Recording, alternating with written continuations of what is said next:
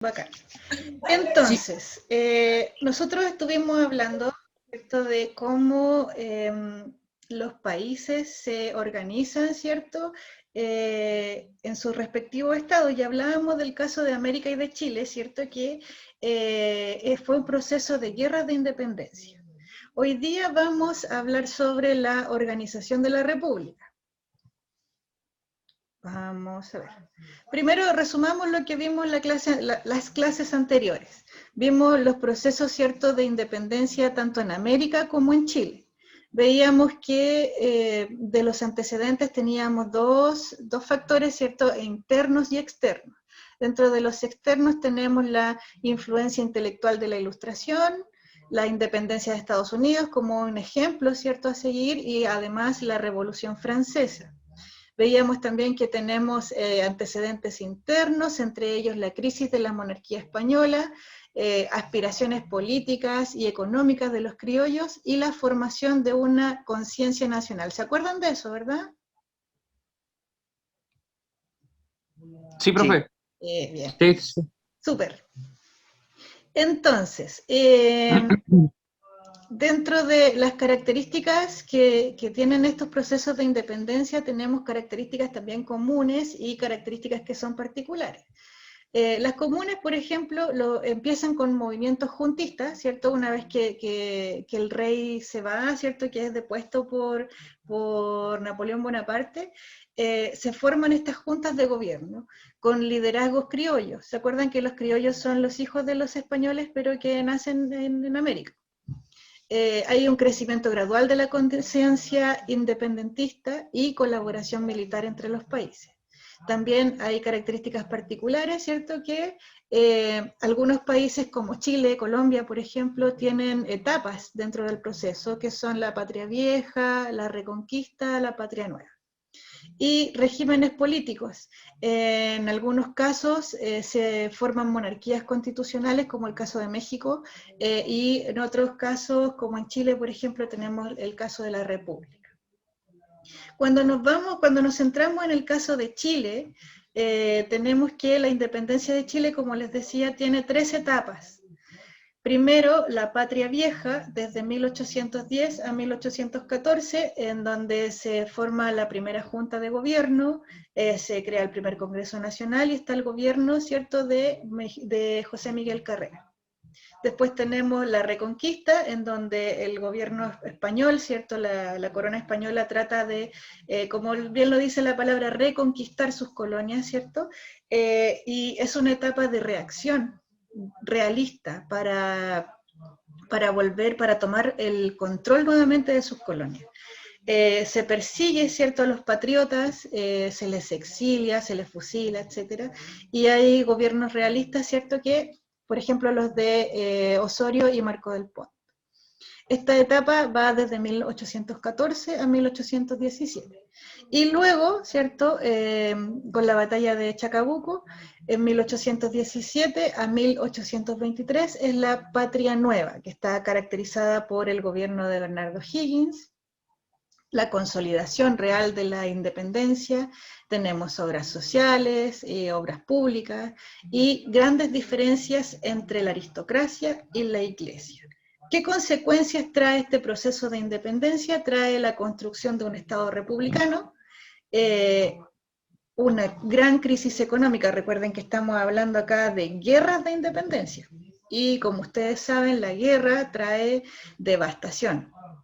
Por lo tanto, y la gran mayoría de las batallas se dan en los campos, ¿cierto? Por lo tanto, y los campos agrícolas, ¿cierto?, donde se da la producción agrícola, quedan devastados y por lo tanto entramos en crisis, grandes crisis económicas. Y por último, se conserva la estructura social, no cambió mucho el cuento. Como yo les contaba, estas guerras de independencia se hacen a partir de la iniciativa de los grupos dominantes. Aquí no se le pregunta la opinión a los campesinos, a los obreros, a los pobladores, sino que son los grupos de poder los que hacen esta guerra de independencia y por lo tanto quienes ganan finalmente son ellos. Mucho para el pueblo no se ganó. Ya, de las clases anteriores, ¿quedó alguna duda? No, ninguna. ¿Seguros? Yo me olvido de las clases, así que no tengo... Pero, eh, recuerden que estas clases están en el YouTube del colegio, así que las pueden volver a ver. Están, las 4 clases que hemos tenido están en el YouTube de la escuela, ahí en las listas de ¿Podría mandar el reproducción. link? ¿Por qué no se meten ahí, bucean? Están en listas de reproducción según su curso y las fechas en las que se dan las clases.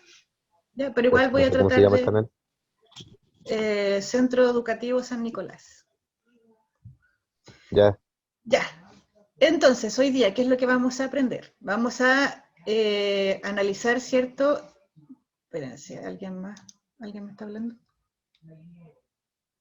No, nadie está. Hoy día vamos a analizar, ¿cierto? Quiero ver si alguien más llegó. Nadie más llegó. El periodo de postindependencia. Y lo vamos a comprender como un proceso o una época de aprendizaje político y de discusión filosófica. Además, la idea es comparar distintas interpretaciones historiográficas de este periodo de organización de la República. Una vez que nosotros conseguimos la independencia, se quedó pegado. Ahí sí. Una vez que nosotros conseguimos la independencia, la idea es ver cómo hacemos para darle forma a esta nueva nación, ¿vale? Entonces, les pregunto, ¿qué significa el concepto de organización en el contexto de un Estado-nación?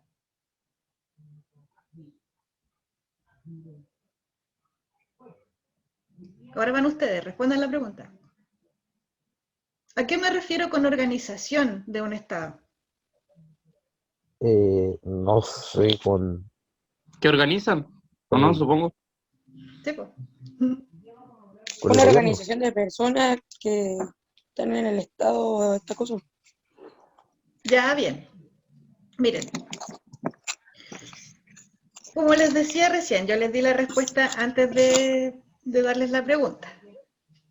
Una vez que nosotros conseguimos la independencia, tenemos que ver qué tipo de Estado queremos, porque queremos una república, queremos democracia, queremos dictadura, tenemos que ponernos de acuerdo cómo vamos a organizar este Estado, ¿vale? La organización de la república en Chile va desde la renuncia de O'Higgins hasta 1830. Si nosotros vemos esta línea de tiempo, ¿cierto? Vemos que tenemos la independencia de Chile por un lado, en 1810, donde se da el paso inicial, ¿cierto? El puntapié inicial para este proceso de independencia. Ya por 1823, cuando renuncia O'Higgins, ya teníamos un Estado-nación, ya éramos un Estado-nación independiente, ¿cierto? Y ahora, 1823 a 1830, que es el periodo que vamos a analizar hoy día, tenemos que darle forma a este Estado, tenemos que ver cómo lo vamos a organizar, ¿vale? Y de 1831 a 1861 es la República Conservadora, que es lo que vamos a ver en la próxima clase. Entonces, ¿qué significa el concepto de organización? Significa la instalación de las bases de un Estado republicano y democrático y la consolidación de un nuevo orden político, ¿vale? Aquí vamos a empezar a aprender cómo vamos a organizarnos. Entonces, ¿qué características tiene esta organización de la República? Primero, tenemos que entender que es un periodo que va desde 1823 a 1830. Tiene características políticas, económicas, sociales, culturales. Es todo un proceso, ¿cierto?, que nosotros tenemos que entender. Primero, en lo político, tenemos el surgimiento de tendencias políticas entre la aristocracia, ¿vale? Entre ellos mismos también van a tener distintas opiniones, distintas ideologías y distintas formas de entender esta organización. Hay crisis y estancamiento económico, ¿cierto? Porque, como les decía yo, la gran mayoría de las batallas que se libraron en la guerra de independencia se dieron en los campos que eran de cultivo, donde se daba principalmente la producción. Y como estos terrenos quedan devastados, se produce una gran crisis económica. Y acá hay un estancamiento económico y la preponderancia de la hacienda. ¿Saben lo que es la hacienda? Sí, es como el campo, así. Ya, súper. Imagínense un fondo grande, ¿cierto? Bien grande, donde hay una casa patronal, está el patrón, ¿cierto? El señor de la querencia. Hay una iglesia, una capilla, ¿cierto? Y una escuela. Es como todo un pueblo chiquitito dentro de un terreno que es de un patrón, ¿vale? Y ahí se da toda una cuestión social, ¿cierto? En cuanto al inquilinaje. ¿Saben lo que es el inquilinaje? ¿Qué son los inquilinos? No sé qué es eso. Yo sí Ya, sé como los que son como los que son mandados, sí. sí. Dale, tú puedes. Son como que le hacen caso a los, ¿cómo se llama esto? ¿A los ¿A los general o no? dueños? A los general. Los No, no. sirvientes. Eso, los sirvientes, eso mismo, quería decir. Oye, son inteligentes. Sí, pues, los inquilinos Hacen. son personas que viven dentro de la hacienda y trabajan Sí, po. para el patrón. Son los que hacen Eso todo. quería decir. Son los Eso quería decir. campesinos, los que trabajan dentro de la hacienda, ¿cierto? Y le hacen de todo. El problema es que trabajan un montón y no ganan ni un peso. No le pagan, sí, ¿verdad? No le pagan nada, ni un solo peso. Lo único que ellos reciben a cambio de su trabajo es techo y comida. Y comida, claro. Sí. O sea, ellos tienen que vivir dentro de la hacienda. ¿Se entiende? Sí. Súper. Sí, Y hay una gran influencia de la Iglesia Católica. La Iglesia Católica no se va a separar del Estado, va a tener una gran injerencia hasta principios del siglo XX. Así de metiches. Bueno, iba a decir otra palabra, pero mejor no, porque esto se graba. Cuando hagamos clases presenciales vamos a conversar mejor. Hay bandos políticos dentro de la aristocracia.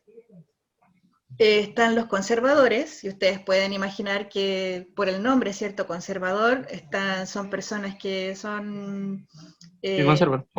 ¿Ah? Que conservan. Bueno, sí, que conservan, pero que son bastante así como recatados, como muy, muy cuadrados, personas que están con la idea de un gobierno fuerte, autoritario, como que todo bien controlado. Son personas que no son muy libres, que no les gusta mucho la libertad. Y por otro lado, están los liberales, que es todo lo contrario, ¿cierto? Desean reformas, ¿cierto? La consagración de las libertades públicas, los derechos individuales. Están dentro de los liberales también los federalistas, que estaban pidiendo que Chile sea un país federal, ¿vale? Un estado federal, donde las provincias tuvieran sus propios gobiernos. Y los conservadores, por otro lado, querían centralizarlo todo, con un gobierno fuerte y la unión entre la Iglesia y el Estado, para que se vayan haciendo una idea de con quién estamos hablando. Entonces, tenemos los conservadores, dentro de los conservadores también hay líneas, hay tendencias, ¿cierto? Tenemos los pelucones, cáchense el nombre, que son partidarios de un régimen centralizado, participación política restringida, que a la gente hay que mandarla, la gente no se manda sola, la gente no tiene la capacidad de mandarse sola, de tomar decisiones por ellos mismos. La democracia es como una idea loca para ellos. Son súper intransigentes en ese sentido. A la gente hay que tenerla bien agarradita, bien agarradita. Están los o'higginistas, que también defienden un gobierno fuerte, personalista, como Higgins. Y los estanqueros, que son un grupo de comerciantes liderados por Diego Portales, recuerden ese nombre porque lo vamos a odiar. Diego Portales, que buscan un gobierno fuerte y autoritario que imponga Te orden. odio, Diego. Diego, te odio. No, Diego Portales. Vengan de a uno, Portales. vengan de a uno que Ya Diego calmémonos. Tutito. les doy una piña en la Silencio. cola y se quedan sentados. Ven a escuchar a la profe, po. El Diego, vengan de uno. ¿Ya?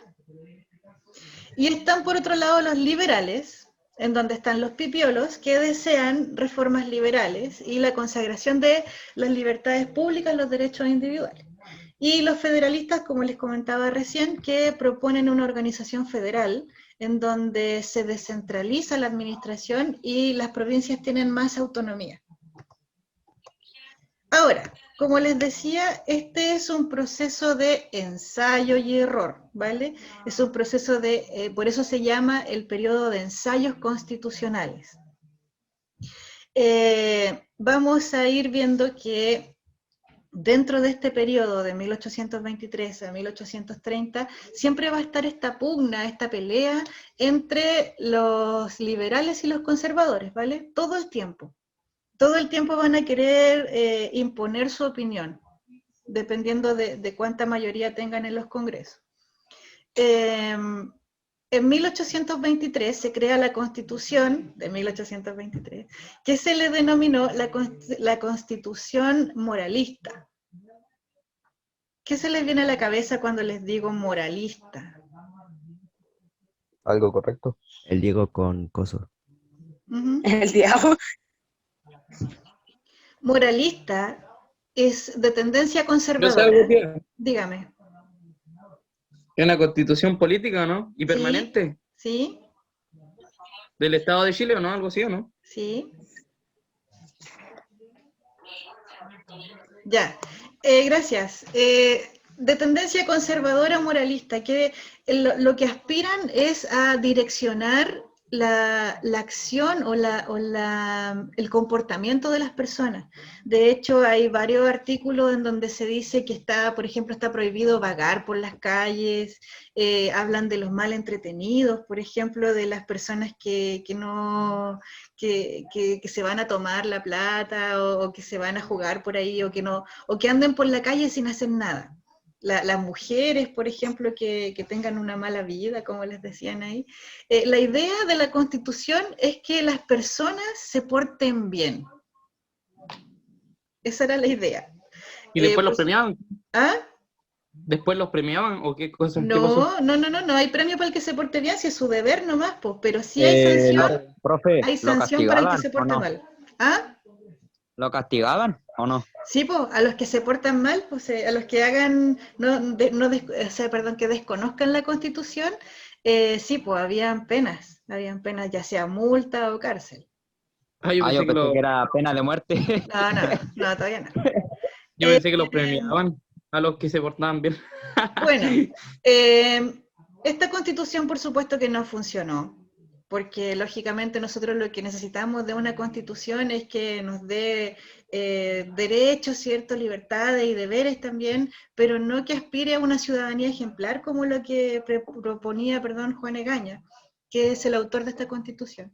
En 1826, 3 años después, se cambia esta Constitución por la idea de José Miguel Infante, que son las leyes federales. Y como lo dice su nombre, la tendencia es a organizar el Estado de una forma federal. Es decir, que cada provincia, se divide el país en 8 provincias y cada provincia tiene poder dentro de su gobierno, tiene un gobierno propio. Ellos eligen a su intendente, tienen un gobierno bastante descentralizado, ¿cierto?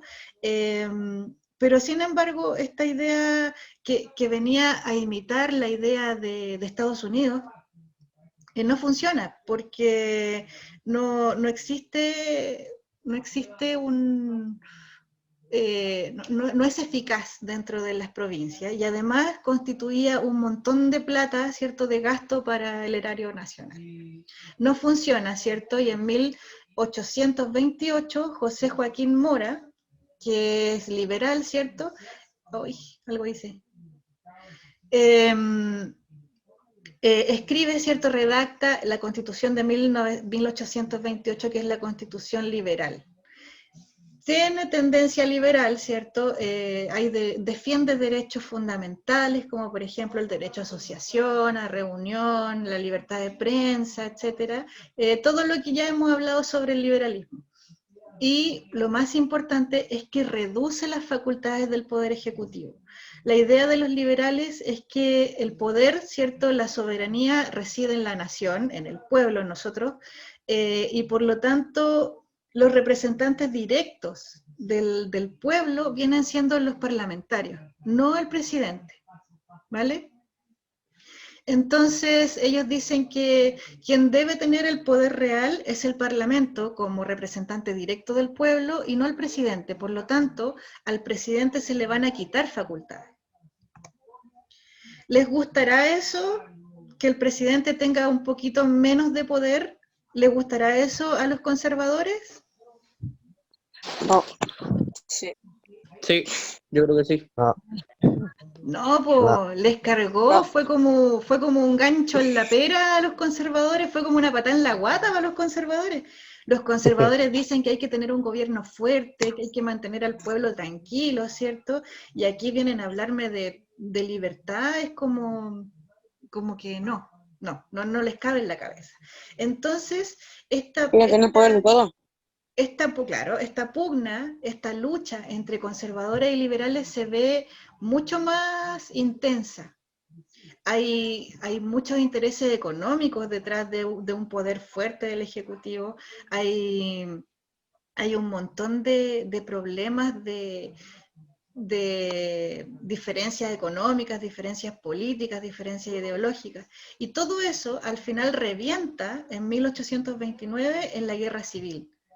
Es tanto la pugna, es tanto el desagrado y las diferencias de opiniones que tienen entre liberales y conservadores que se van a una guerra entre ellos mismos, una guerra dentro de Chile. Por eso se llama guerra civil. ¿Se entiende? sí, Y sí. en Sí, esta tío. guerra, ¿cómo? Sí, se entiende. Ah, ya. En esta guerra civil tiene un papel muy importante Diego Portales, tu tocayo Diego. Diego Portales tiene importancia, una gran importancia, toda vez que él es el poder tras las sombras. Él no figura, no es un figurín, pero sí le gusta tener todo controlado desde atrás, ¿vale? Entonces él va a pasar plata, va a movilizar tropas y todo, para que este conflicto, esta guerra entre liberales y conservadores, vaya por el lado de los conservadores. Finalmente triunfan en 1830 en la batalla de Lircay, cerca de Talca, por ahí, no tan cerquita.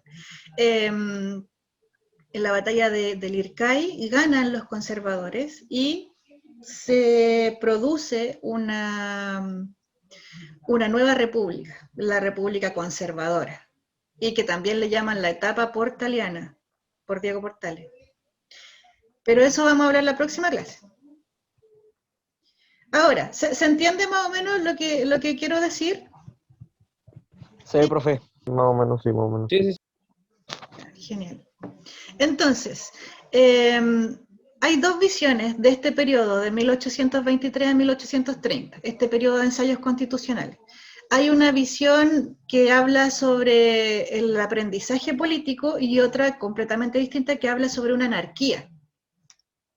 Cuando hablamos de la visión historiográfica del aprendizaje político, hablamos que, por ejemplo, ese aprendizaje político, ¿por qué? Porque surgen varias tendencias políticas en el grupo dirigente, lo que hace que sea más diverso el diálogo. Se consolidan las ideas de la Ilustración, las ideas liberales, ¿cierto? Existe un gran debate político, porque claro, habían muchas tendencias. Es un periodo de ensayo y error, porque ustedes ven que tuvimos 3 constituciones en un periodo muy cortito de tiempo. Existe confianza en el poder de las leyes, porque si no, no se hubiesen hecho constituciones, pues si no, hagamos puros reglamentos, ¿no? Para el poder de las leyes para modelar las conductas en la sociedad. Y hay un afianzamiento de la soberanía nacional. Por otro lado, otra visión de la historia dice que este periodo fue un periodo de anarquía. ¿Por qué? ¿En qué se basan? En que existe un gran caudillismo militar, es decir, que los militares se transforman en líderes de la sociedad y la gente los sigue como líderes, ¿vale? La crisis económica después de la independencia hace que este periodo sea un periodo de bastante crisis, y crisis integral, inestabilidad política y económica. El bandidaje rural, por este tiempo se va a dar harto el tema de los cuatreros. ¿Se acuerdan de los cuatreros? Las personas, esa gente que anda robando ganado en los campos. Ah, ¿no eran las personas que sacan 4? No. Les llaman cuatreros a los que sacan 4, pero los cuatreros de verdad son los que andan robando vacas, caballos. Y no solo vacas y caballos, también robaban mujeres. Ah, ya, me estoy yendo para otro lado. Y en efecto robaban porque se sacaban 4. Ya. Hay una serie de gobiernos de corta duración. Es verdad, hay tanta inestabilidad política y tanta inestabilidad económica que los gobiernos colapsan y se van cambiando varias veces. ¿Vale? Y todos estos gobiernos tienen pensamientos políticos distintos, entonces no existe no se ponen de acuerdo. Y la sucesión de ensayos constitucionales, o sea, se hacen constituciones cada 3 años, ¿cierto? Cada 2 años, y entonces por eso se dice que es un periodo de caos, de anarquía. ¿Se entiende? Sí. ¿Y cuál de esas dos visiones consideran ustedes que es la más adecuada como para describir este periodo de aprendizaje o de caos? ¿Caos? Ah, pero Caos. que para qué. Ya, se les dejo ahí para que lo piensen. No, yo dije que cualquiera porque la que más bonita sonaba. La que más bonita sonó. Ya, nos queda poquito tiempo. Entonces, para organizar la República, ¿cierto? En 1823 se producen estos ensayos constitucionales, como en el 23 la moralista, en el 26 la federalista y en el 28 la liberal. Hay tendencias políticas, ¿cierto?, que son principalmente los conservadores y los liberales, y estas tendencias políticas no pueden converger, chocan constantemente porque piden o van hacia cosas distintas, bastante distintas. Por lo tanto, estas disputas entre conservadores y liberales terminan en una guerra civil entre pelucones y pipiolos, ¿cierto?, entre conservadores y liberales, y terminan en 1830 con el triunfo de la tendencia conservadora. Por otro lado, decíamos que existen dos interpretaciones historiográficas, dos formas de interpretar este periodo. Tía, yo tengo una duda, perdón, dígame. Dígame. En este minuto estamos en caos. ¿Va a haber una constitución o no? ¿Cómo? Que en este minuto estamos en caos. Hoy en día. ¿Ya? ¿Va a haber una constitución o no? Sí, pues si está ahí un proceso constituyente para escribir una nueva constitución, pues ahora el 15 de mayo se votan los constituyentes. Bien, Diego. No sé, yo no voto. Todavía, pero después sí vas a votar. Ya. Entonces hay un periodo, se habla de un periodo de anarquía. ¿Es obligatorio votar o no? No, es voluntario. Eso también lo vamos a ver más adelante, terminemos la clase primero. Hay un periodo de anarquía a causa del caudillismo militar, la crisis económica y los gobiernos de corta duración. Y por otro lado se habla de un periodo de aprendizaje político porque se ve confianza en las ideas de la Ilustración, existe debate político y hay un desarrollo de las instituciones. ¿Se entiende? Sí, profe. Más o menos. Sí.